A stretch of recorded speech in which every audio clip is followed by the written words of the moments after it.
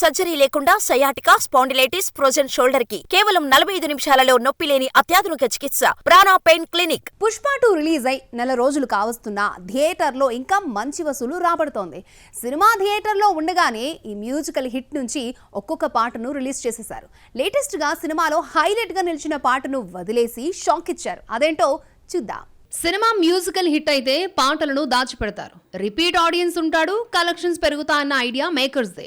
మరింత హైప్ కోసం ఒక్కోసారి నిమిషం నిడివితో రిలీజ్ చేస్తారు. పుష్ప 2 వచ్చి నెల తిరగకుండా పాటలన్నింటినీ రిలీజ్ చేసేశారు. పుష్ప 2లో ఏ పాటకు ఆ పాటే అన్నట్టుగా మ్యూజిక్ ఇచ్చాడు దేవిశ్రీ. టైటిల్ సాంగ్, ఫీలింగ్స్, సూసేకి, కిసక్ ఇలా అన్ని క్యాచీ ట్యూన్స్ తో ఆకట్టుకుంటున్నాయి. పుష్పతో పాటు పుష్ప 2ను కూడా మ్యూజికల్ హిట్ చేస్తే సుకుమార్ మేకింగ్ తో ఇంప్రెస్ చేశాడు. పుష్ప 2లో పాటలన్నీ ఒక లెక్కైతే జాతర సాంగ్ సంథింగ్ స్పెషల్. అమ్మోరుగా కనిపించిన బన్నీ పర్ఫార్మెన్స్ కు ఆడియన్స్ ఫిదా అయిపోయారు. పుష్ప 2 టాపిక్ వస్తే జాతర గురించి మాట్లాడుకోవాల్సిందే.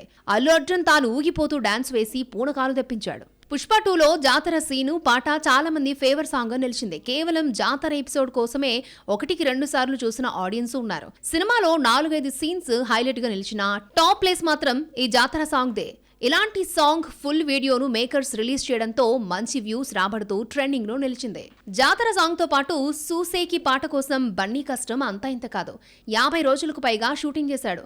మేకప్ కోసమే గంటల తరబడి కూర్చునేవాడు. మెడలో దండలు, పూలు, ఆభరణాలు మోయలేక నడుము నొప్పొచ్చిందని దీంతో షూటింగ్ కూడా ఆపేశాడు. ఫైనల్ గా కష్టానికి తగ్గ ఫలితం దక్కిందే.